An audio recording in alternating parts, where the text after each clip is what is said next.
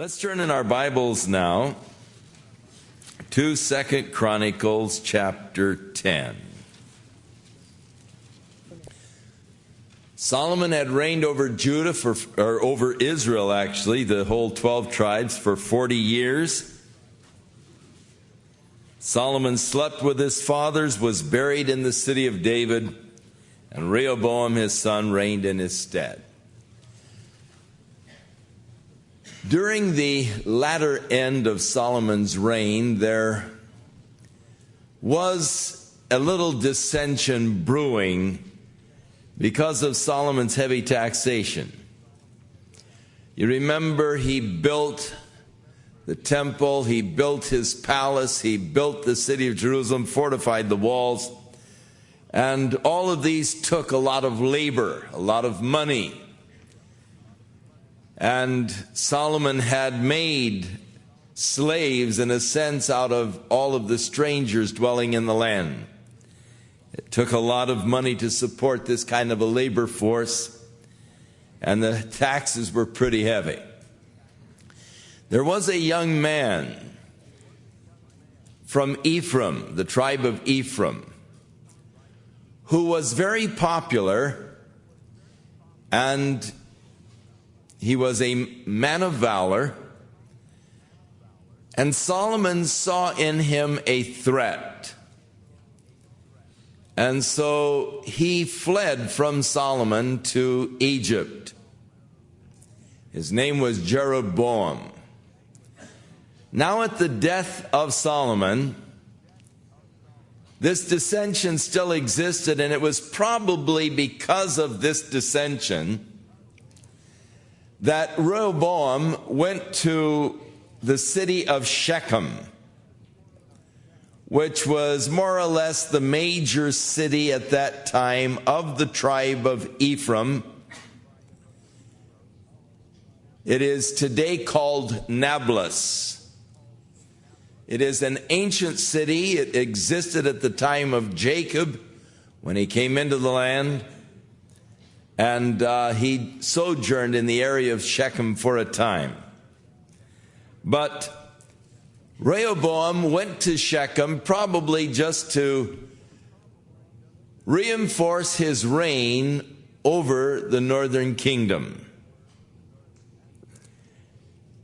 And the people came from the northern kingdom to more or less give their loyalty to him as king. So all of Israel had come to make him king. Now it came to pass when Jeroboam, the son of Nebat, who was in Egypt, whether he had fled from the presence of Solomon, when he heard it, that Solomon was dead, Jeroboam returned out of the land of Egypt, and they sent and called him. So Jeroboam and all of Israel came and spoke to Rehoboam, saying, "Your father made our yoke grievous. Now therefore ease somewhat the grievous servitude of your father and his heavy yoke that he put upon us, and we will serve you." And he said, "Come again after 3 days." So the people departed. So Jeroboam led this emissary of people from the northern tribes to ask for a relief from some of the heavy burdens, the heavy taxation that had been placed upon them by Solomon. And it says, King Rehoboam took counsel with the old men that stood before Solomon his father while he yet lived, saying, "What counsel do you give me to return an answer to these people?" And they spoke to him and said, "If you are kind to these people and please them and speak good words to them, they will be your servants forever." But he forsook the counsel which the old men gave him, and he took counsel with the young men that were brought up with him that stood before him. And he said unto them, "What advice do you give me that we may return an answer to these people, which have spoken to me, saying, Ease somewhat the yoke that your father put on us? And the young men that were brought up with him spake unto him, saying, Thus shall you answer the people that spoke unto you, saying, that your father made their yoke heavy, but you're going to make it, but they're asking you to make it somewhat lighter for us. Thus shalt thou say to them, My little finger shall be thicker than my father's loins. For whereas my father put a heavy yoke upon you, I will put more to your yoke. My father chastised you with whips, I with scorpions. So, diverse counsel. The older men saying, yield a bit. Their cause is right. Just show kindness to them, they'll serve you forever. The younger guy saying, hang tough. If you give in here, they're just going to be back for something else later. So just hang tough. Interesting. He sought counsel of the old men, he sought counsel of the young man, but it says nothing of his seeking counsel of the Lord. Now, the whole tact of David, his grandfather, was to seek the Lord and to seek the counsel of the Lord. So already we see signs of spiritual deterioration in this fellow Rehoboam. Seeking only the counsel from men, not seeking the counsel of God in the matter. He took the counsel of the young men. So on the third day, Jeroboam and all the people came to Rehoboam, as the king had said, and the king answered them roughly. And King Rehoboam forsook the counsel of the old man. He answered them after the advice of the young men, saying, My father made your yoke heavy. I'm going to add thereto. My father chastised you with whips, but I with scorpions. So the king hearkened not unto the people, for the cause was of God, that the Lord might perform his word, which he spake by the hand of Ahijah the Shilonite to Jeroboam the son of Nebat. The father of Rehoboam in the book of Proverbs had written, A soft answer turneth away wrath. Too bad Rehoboam didn't listen to his dad or take heed to that which his dad had written. When Solomon was still king, and Jeroboam was a rising star in the northern portion of the kingdom, which sort of created the jealousy with Solomon,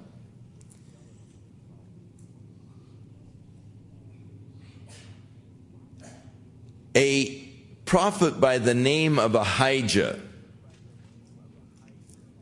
took hold of Jeroboam's coat. And the prophet ripped the coat into 12 pieces. And he said to Jeroboam,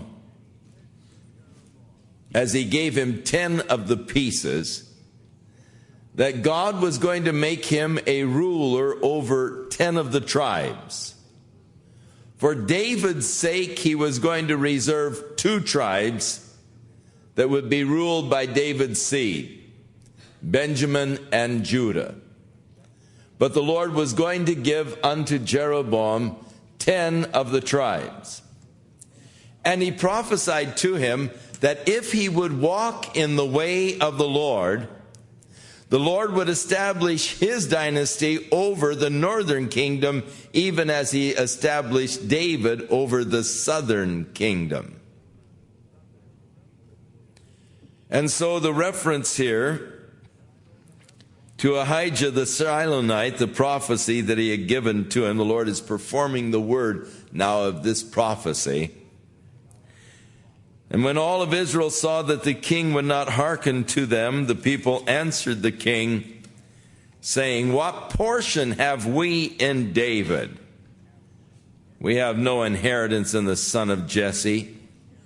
Every man to your tents, O Israel. And now, David, see to your own house. And so all of Israel went to their tents. So there was a general desertion of the northern tribes, the 10 of them, away from the house of David, away from Rehoboam. But as for the children of Israel that dwelt in the cities of Judah, Rehoboam reigned over them. And then the king sent Hadoram, that was over the tribute, he was the tax collector, to the children of Israel, and they stoned him with stones that he died. But King Rehoboam made speed to get in his chariot and to flee to Jerusalem, and Israel rebelled against the house of David unto this day.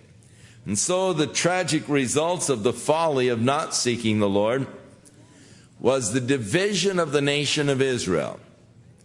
And now you have the northern 10 tribes, which will from this point be referred to as Israel, and the 2 southern tribes that will be referred to as Judah.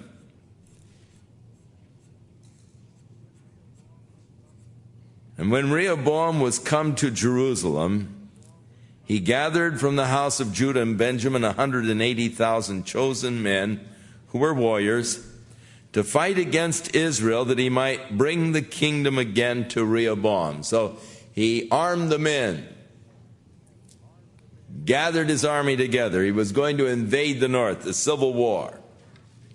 But the word of the Lord came to Shemaiah, the man of God, saying, Speak unto Rehoboam, the son of Solomon, king of Judah, and to all of Israel and Judah and Benjamin, saying, Thus saith the Lord, You shall not go up nor fight against your brethren.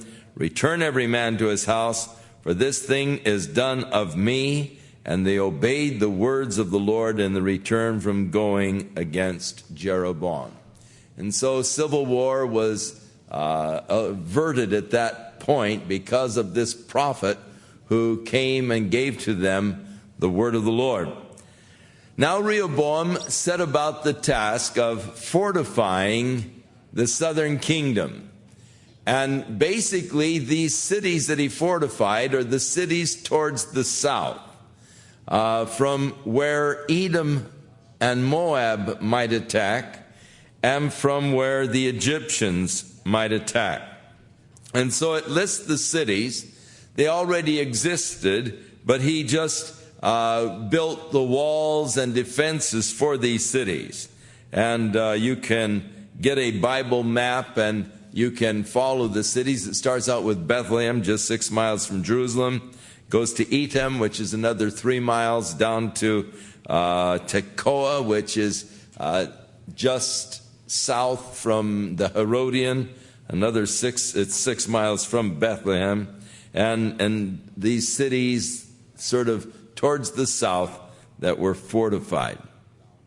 Lastly, Hebron, which is in Judah, and then in Benjamin also fenced cities which would protect them from the north.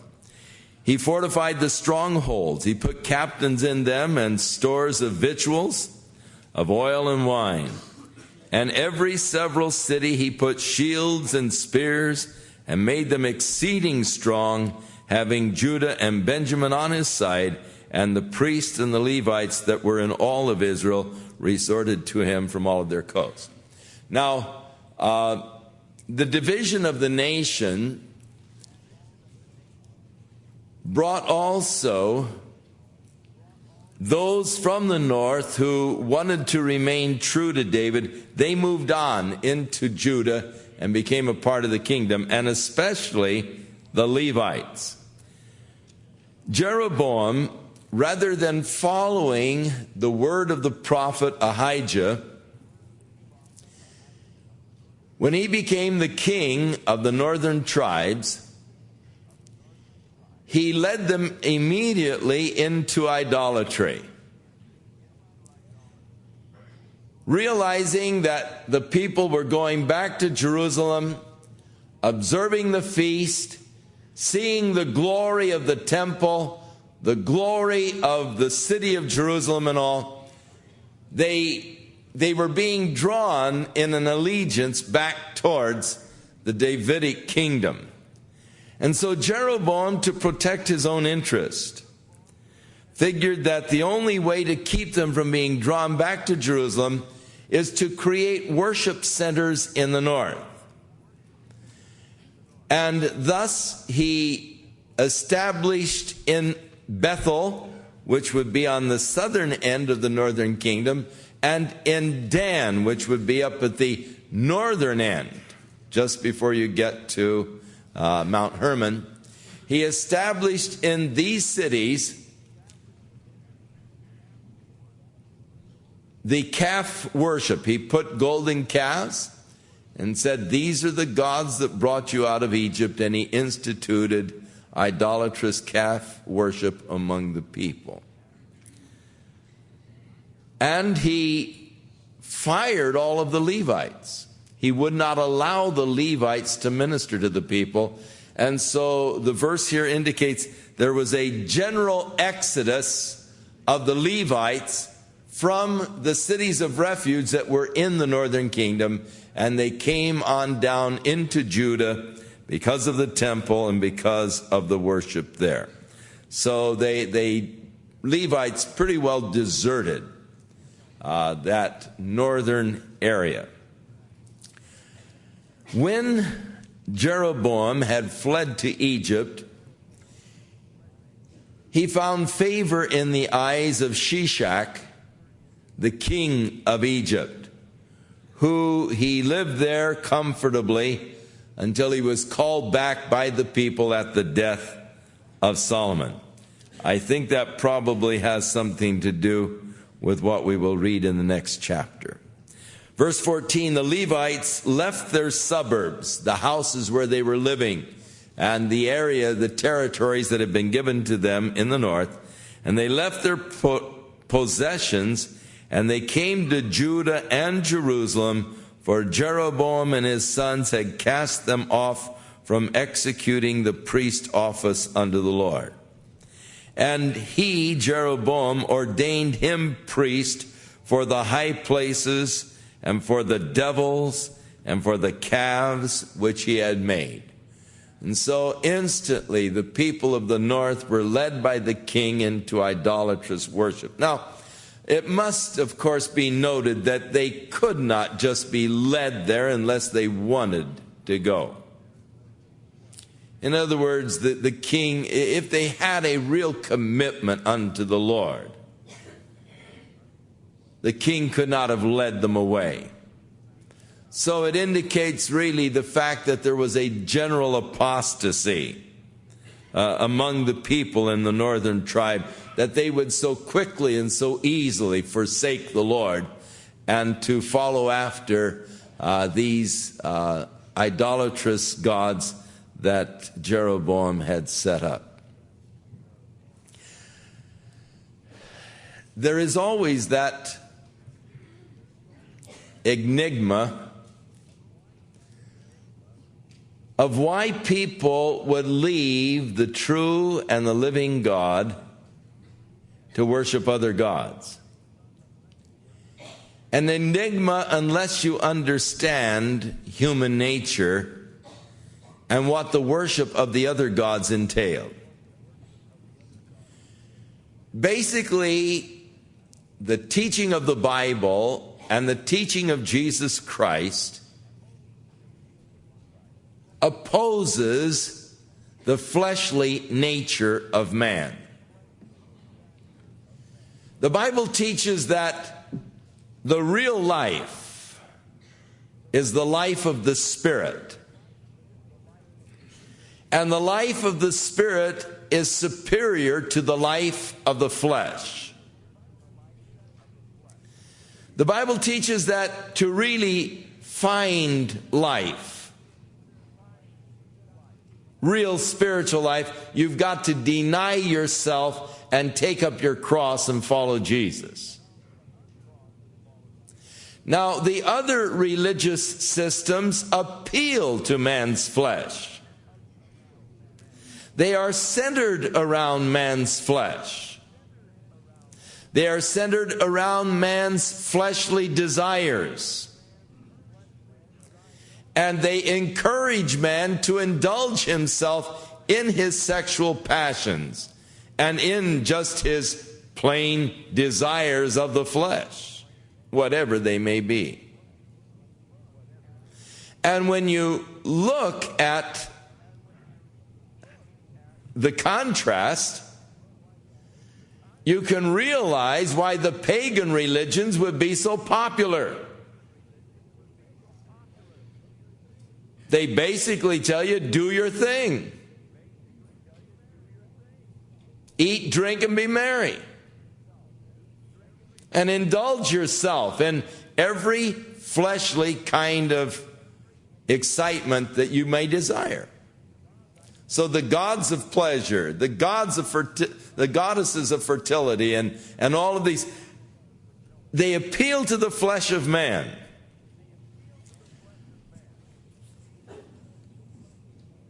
Jesus definitely pointed out that if you seek to live after the flesh, you're going to die. You've got to be born again. You've got to come into a spiritual life and the life of the Spirit. And if you seek to save your life, you'll lose it. If you'll lose your life for His sake, you'll find it. And He pointed out again and again the superiority of the life of the Spirit over the life of the flesh. The big difference being the life of the flesh and the pleasures of the flesh are so short-lived. The life of the Spirit is eternal. And so to live after the Spirit, to deny the flesh, deny self,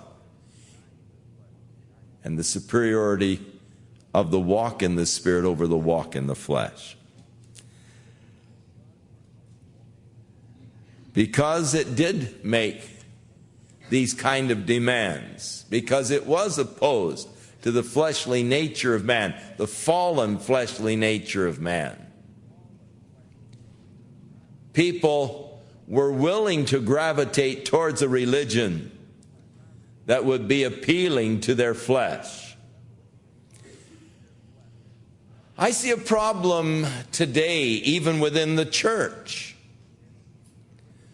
of the church attempting to create a religion that is appealing to man's flesh,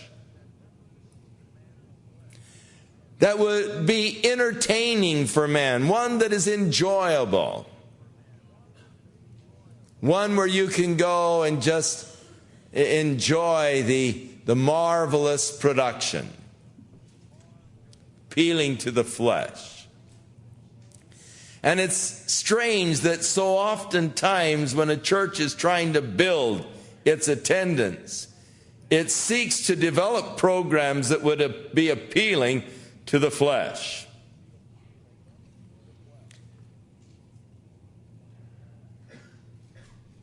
But we must remember that to walk after the Lord is to walk after the Spirit. God is a spirit. They that worship Him must worship Him in spirit and in truth. And God has laid down the restrictions concerning a fleshly life. I'm not to live after the flesh.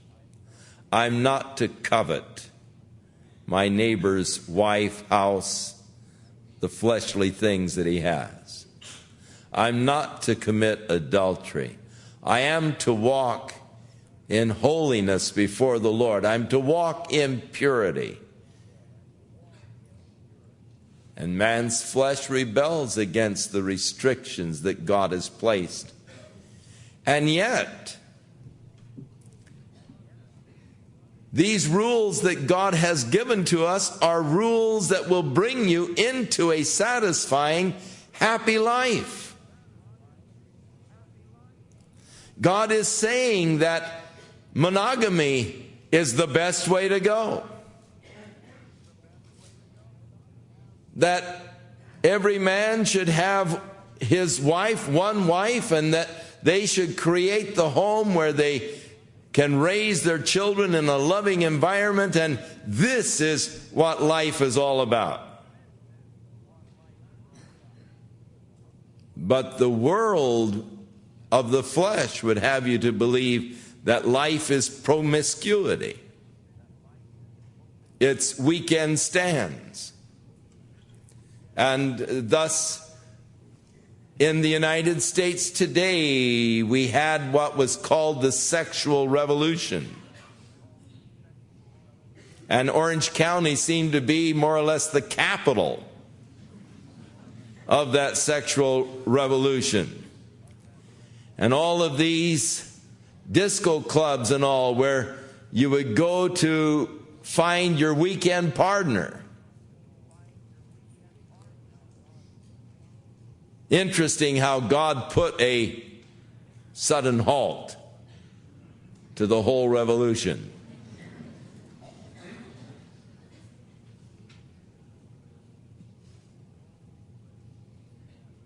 But those who had engaged in that revolution were not finding meaningful relationships. There was sort of a sad, tragic emptiness to it all.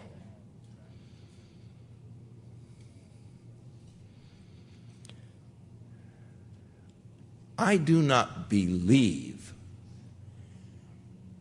that you can have a more fulfilling and blessed experience than to take your grandkids to the beach or any place.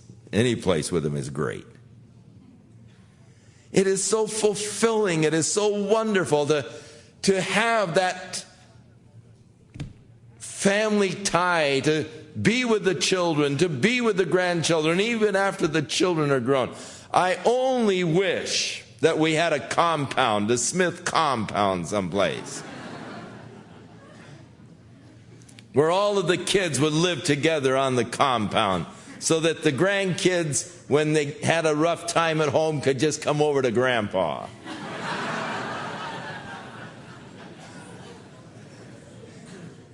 If they didn't like what their mom fixed, they could come over and tell me what they wanted. God probably has not arranged that because he knows I'd spoil them absolutely rotten, but I would enjoy it.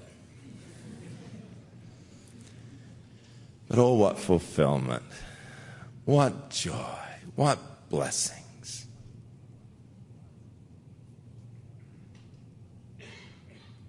As you obey the rules that God has set, as you walk in the Spirit. What a joy it is to hear my little grandkids reciting scriptures.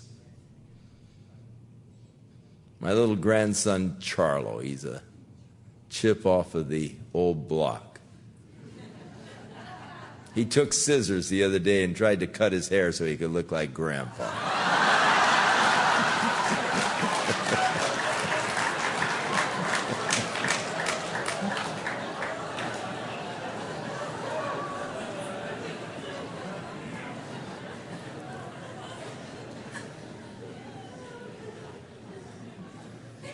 He's going to be the preacher in the family.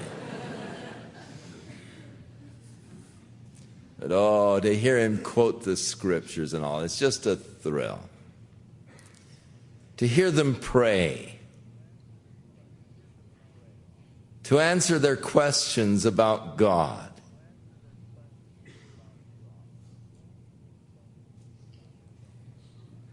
And to see the heritage going down to our children's children.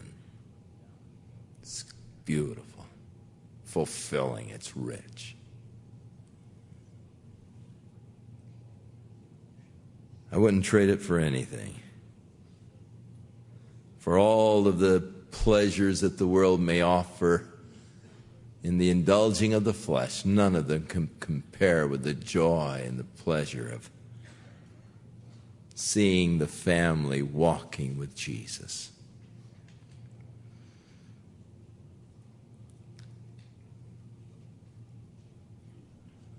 So, the people turned after the gods that Jeroboam had set up because they were gods by which they could indulge their fleshly appetites. Interesting, he says that they had set up an ordained priest for the high places and devil worship. So quickly they reverted back to the flesh, the calves which he had made. And after them, out of all of the tribes of Israel, those that had set their hearts to seek Jehovah, God of Israel, came to Jerusalem. So there was a general desertion out of the northern kingdom by the people who really wanted to serve the Lord. They couldn't handle what was going on. And they came to Jerusalem to sacrifice unto Jehovah, God of their fathers. And so they strengthened the kingdom of Judah and made Rehoboam, the son of Solomon, strong for 3 years. And for 3 years they walked in the way of David and Solomon. And the inference was, during that time they became strong, powerful. Now, Rehoboam begins to follow the pattern of his father Solomon, not to the same extent. But yet, as the law concerning the kings in Deuteronomy, as we were studying Solomon, in the 70th chapter of Deuteronomy, it says the king is not to multiply wives unto himself. Rehoboam started following the example of Solomon. He took Mahalath, the daughter of Jeremoth, the son of David, to wife, Abihail, the daughter of Eliab, the son of Jesse, which bare him children, Jeus, Shemariah, Zaham. And after her he took Maacah. Now you have to say that he loved her most, who was the granddaughter of Absalom. And she bare him Abijah, who became the king in his stead, and the 3 other sons. Rehoboam loved Maacah, the daughter of Absalom, above all of his wives and concubines, for he took 18 wives and 60 concubines, and had 28 sons and 60 daughters. I think that's just too much.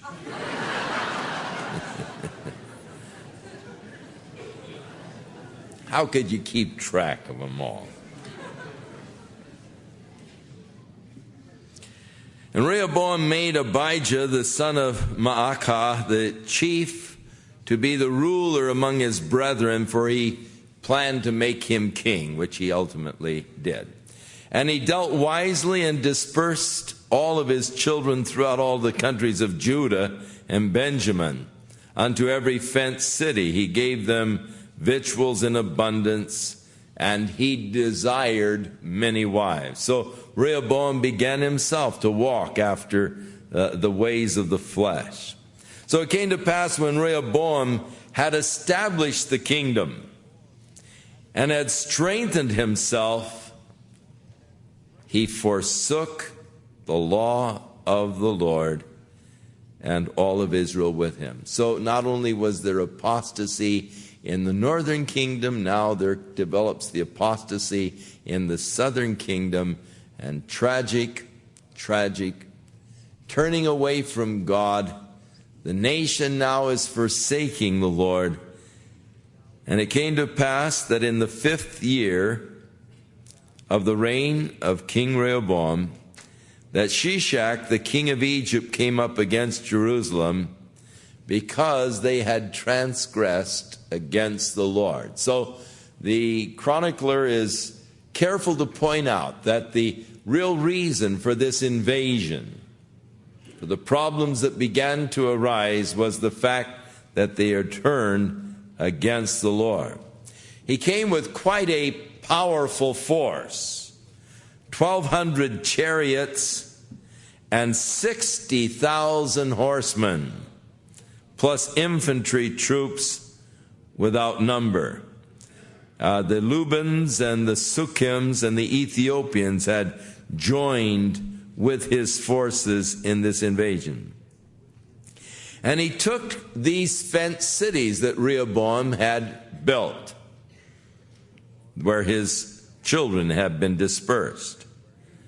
And he came to Jerusalem, began the siege of Jerusalem. And then came this same prophet Shemaiah, which had earlier told them not to go to war against Jeroboam and the northern kingdom. And he came to Rehoboam and to the princes of Judah that were gathered together to Jerusalem because of Shishak. And he said unto them, Thus saith the Lord, You have forsaken me, and therefore have I also left you in the hand of Shishak. All the way through the history of God's relationship with man, there is that covenant that God makes, where if you will seek the Lord, He will be found of you. If you forsake the Lord, He will forsake you.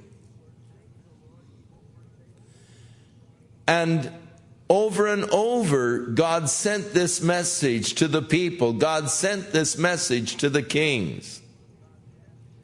The Lord is with you while you be with Him. And if you seek Him, He will be found of you. But if you forsake Him, He will forsake you. In spite of the warnings, and in spite of the many vivid examples of the truth, still they would forsake the Lord. God would forsake them. They would be oppressed and go into captivity to their enemies. In the time of oppression under their enemies, they would seek the Lord. God would be merciful. God would deliver them.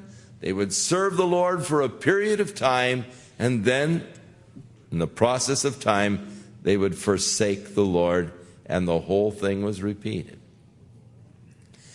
That's not just the history of Israel, that is also the history of the church. Throughout the history of the church, there have been periods of revival, where God would breathe new life into the church. And from the revivals would usually spring forth a new denomination. And in the process of time, the denomination that was born in revival, born in the powerful move of the Spirit, they would get organized, they would develop leadership, they would develop their seminaries, and they would become controlled by man, and they would try to continue to develop by methodology rather than by seeking the Spirit. And the denomination would become dead, and God would write Ichabod over it, and then God would start a new work of His Spirit, and there would be a whole new movement. And you can follow the history.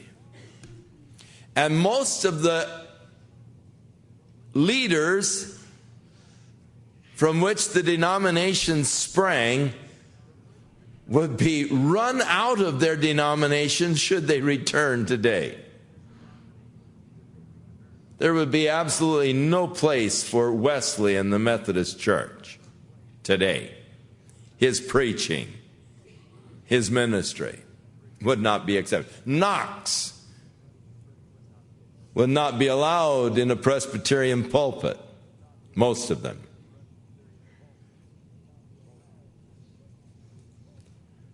Sad, but it seems to be a reoccurring pattern.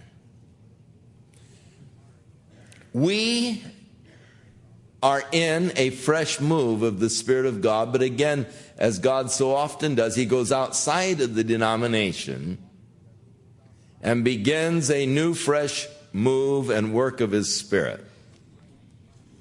This past week, I was up at Lake Tahoe with the pastors from the Central California, some from Oregon, Washington, some from Nevada, in a conference with them. Great time together there at Lake Tahoe. Beautiful, beautiful weather and just a great time. But as I was talking with these young men, and God is blessing their churches are growing, expanding by leaps and bounds. But I was talking to them concerning Paul's letter to the Galatians, where he said, "O foolish Galatians, who hath bewitched you that you should so soon turn away from the truth? Having begun in the Spirit, are you now going to be made perfect in the flesh?" And that seems to be the story of every denomination. Begun in the Spirit, and then somehow they seek to become perfect in the flesh. And they get into fleshly programs. And ultimately, there is a spiritual dearth, a spiritual death. And God begins a new work. And I was pleading with these young men. I sort of feel like Peter, when he wrote his second epistle, saying, knowing that, I'm going to be putting off this tabernacle one of these days, I feel it necessary to write these things to you, though you already know them. And the young guys came up to me afterwards and said, "Is that a prophecy?" And I said, "No, I don't think so." But in reality, let's face facts, I am getting older.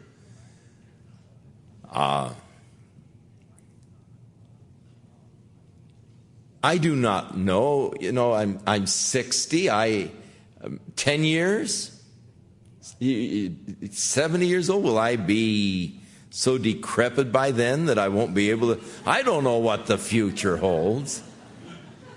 I do know I can look back a lot further than I can look ahead.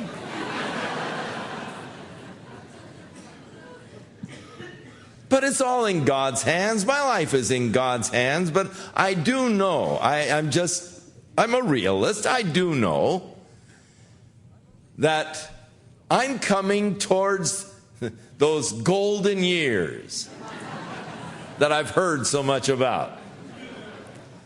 And that there is down the road, in God's time, that place where I'm going to have to turn the ministry over to someone else. And when that time comes, it is my prayer, my earnest prayer, that which God wrought and began in the Spirit will continue in the Spirit. And that there will not be an endeavor to say, well, now that Chuck is gone, we better get things organized.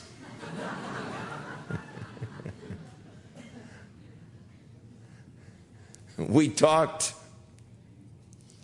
concerning David's following the methods of the Philistines in moving the Ark of the Covenant from Kirjath-jearim to Jerusalem.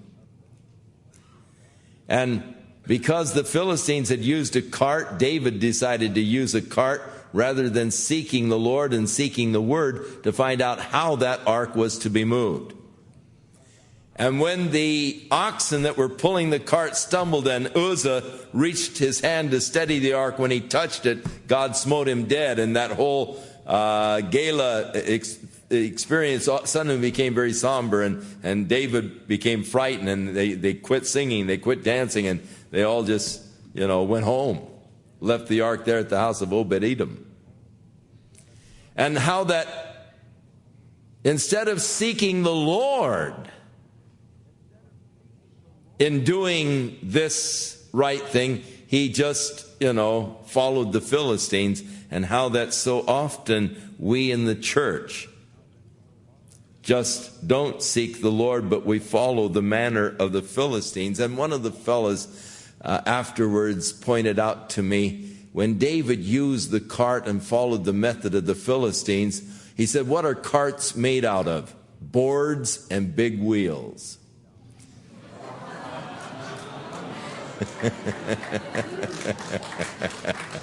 So when we follow the methods of the Philistines, we develop boards and big wheels to try and move the church of God.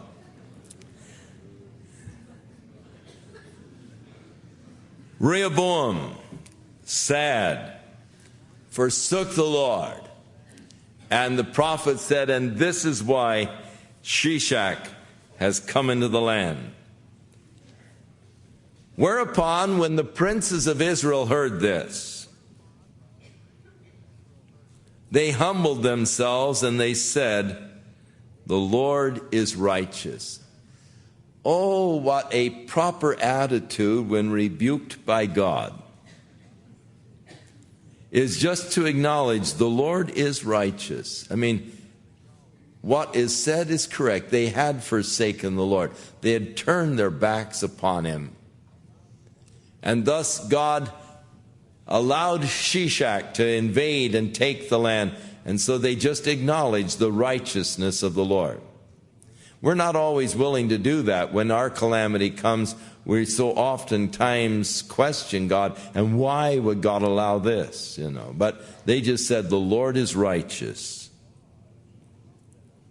And when the Lord saw that they humbled themselves, the word of the Lord came to Shemaiah, saying, they have humbled themselves, therefore I will not destroy them, but I will grant them some deliverance, and my wrath shall not be poured out upon Jerusalem by the hand of Shishak.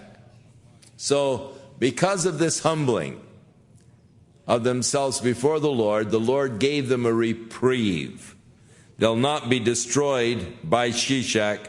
There will be a degree of deliverance given to them. Nevertheless, they shall be his servants. He will give them over to the servitude of Shishak, that they may know my service and the service of the kingdoms of the countries. And this is what we dealt with this morning in the message. Of how if you don't want to serve God, God will let you serve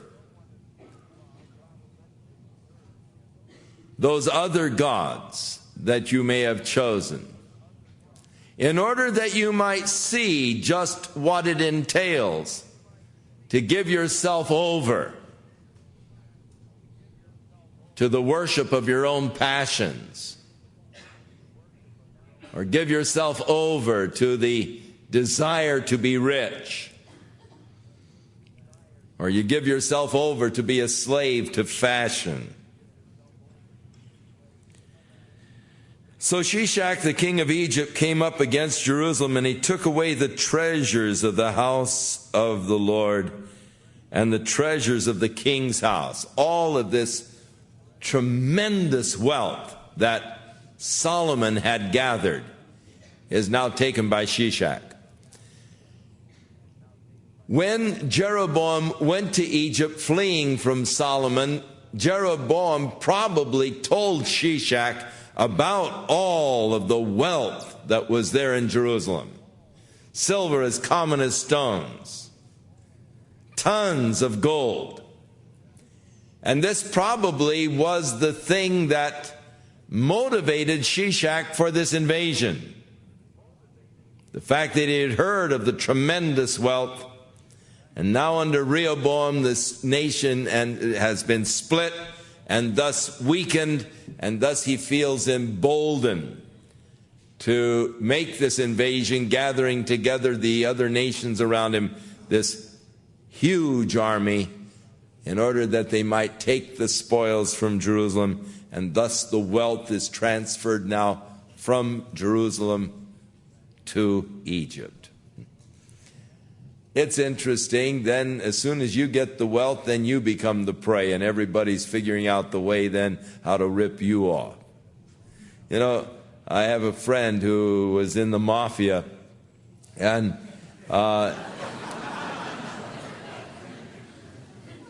he was telling me how there's this pile of money that just moves in a circle. He took me to a safe and opened it and showed me these just, I don't know how many, over $100,000 in $100 bills. He says, right now I've got it. He says, but there's 20 guys out there that are scheming and developing scams to take it away from me.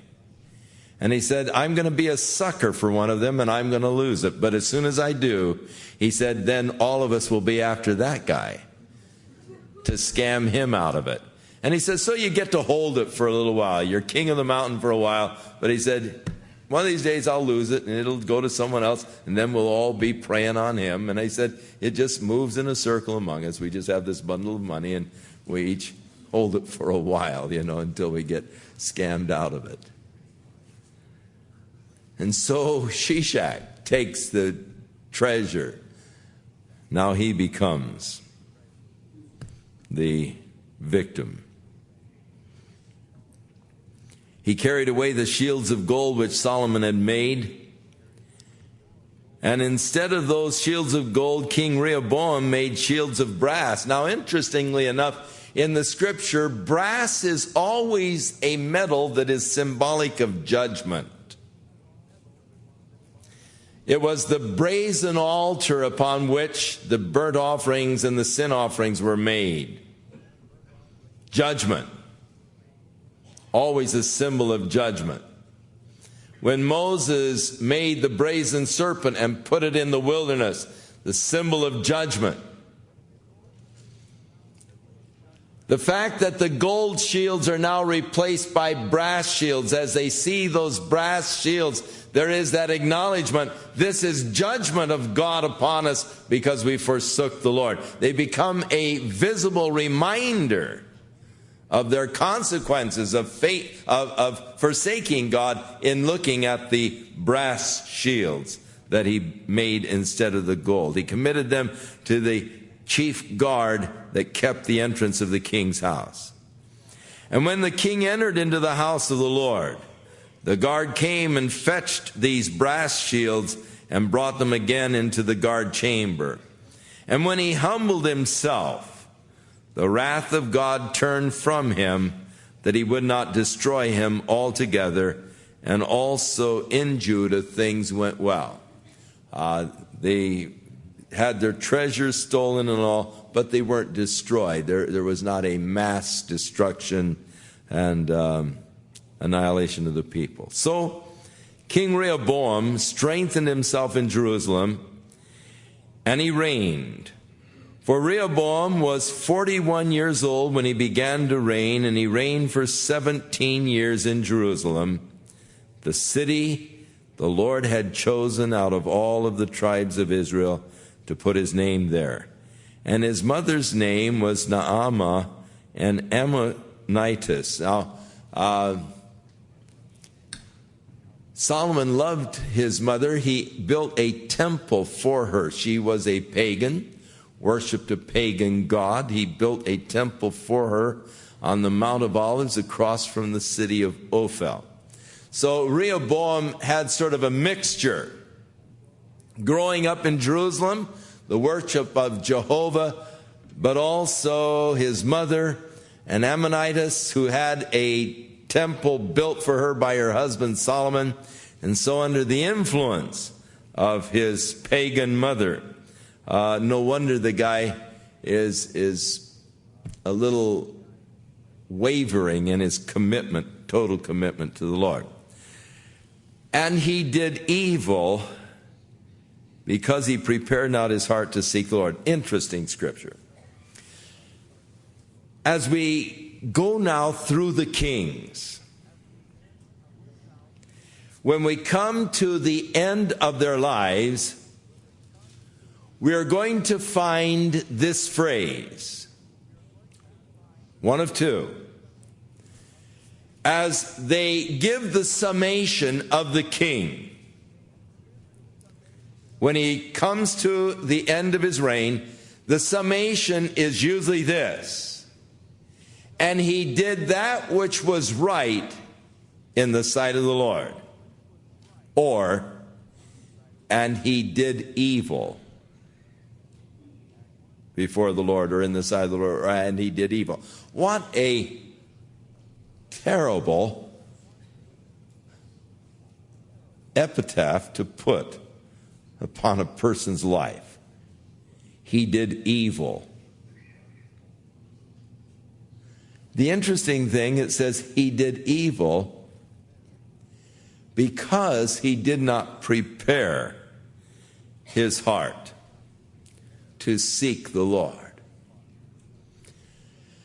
There is something to the preparation of my heart. There is something to the purposing of my life. The establishing of the purpose of life. I'm going to seek the Lord. To setting my heart to that end. And I think it's a very important thing. I think that too many people sort of free fall through life. Just sort of float. Sort of come and see, come and saw. Whatever. And they sort of just move with the tide. Rather than purposing in their heart that I'm going to seek the Lord. I'm going to serve the Lord. Daniel, when he was taken captive to Babylon, he purposed in his heart that he was not going to defile himself. And I think it's so important that we prepare our hearts, that we purpose in our hearts to seek the Lord. He failed to do that, thus it was never a strong relationship with the Lord. It was always vacillating. And the end result, as you sum up his life, he did evil. And the last acts of Rehoboam, first and last, are they not written in the book of Shemaiah? Now, Shemaiah is this prophet that came to him on these two occasions that we know of. But Shemaiah wrote a book, and no doubt in that book had other prophecies that God had given him for the nation at this time of the beginning. Well, actually, no, it began with Solomon, but the continuation of the spiritual decline that had begun with Solomon. We don't have the book of Shemaiah. It would be interesting if somewhere they would find the scrolls of Shemaiah. Give us a little further insight on this period of history. I would really love to see the scrolls of Shemaiah. And also of Iddu, the seer concerning genealogies. Now there were wars between Rehoboam and Jeroboam continually, always border skirmishes going on between the south and the north on their borders. Rehoboam slept with his fathers and was buried in the city of David, and Abijah his son reigned in his stead. So next week we enter then into the reign of Abijah.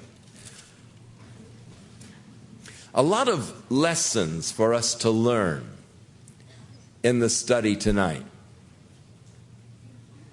A lot of things that we need to take to heart. The danger of forsaking God. And if we choose not to serve God, God will allow us to serve the other gods that we might see what the service of God really is, how good you had it. As you realize how enslaving the worship of other gods can be. And then this preparation of the heart to seek the Lord. Just setting my heart that I'm going to seek the Lord. I'm going to serve the Lord. I'm not going to defile myself. And setting that as your purpose and something in your heart. Steadfast. God bless you as you take the Word of God and as the Spirit makes the application to your heart and to your life this week. And as you set your heart to seek the Lord, He has promised that if we seek Him, He will be found of us. It says He will be found of you in the day that you seek Him with all of your heart. So let's not only just set our hearts to seek the Lord, let's seek the Lord with all of our hearts, that we might walk in the ways of the Lord. Rehoboam made a very serious mistake at the beginning. Sought the young counselors, sought the old counselors. He did not seek the counsel of God. Thus made a tragic mistake. A soft answer turneth away wrath. He gave them a harsh answer. Created the division. Lot to learn. God help us. May the Lord be with you. May He keep you in His love. May He watch over you. And may He fill you with His Spirit. And may the joy of the Lord be your strength as you walk with Him.